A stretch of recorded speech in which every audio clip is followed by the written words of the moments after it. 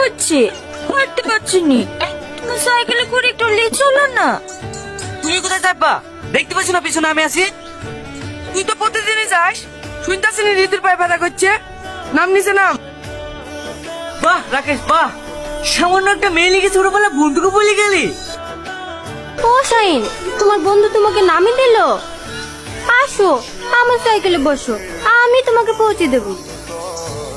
না না, আমি ওই শালাদের মতন টাল না যে তোমাদের ফাঁদে পড়ে যাব।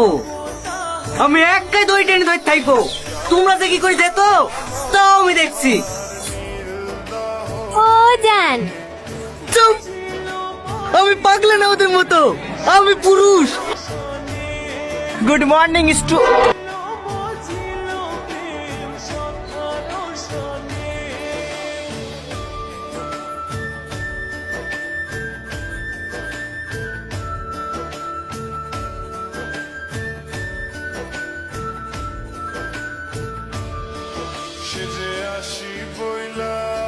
স্যার, এই একটু পর দই টানাটানি খেলা আছে তো, ওর হেরে যাবে বলে কান্না করছে, তাই একটু সান্ত্বনা দিছি।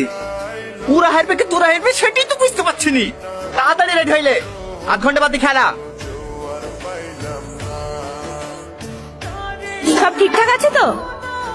আরে কোনো চিন্তা করেন না ম্যাম, সব ঠিক আছে। আচ্ছা ঠিক আছে, যা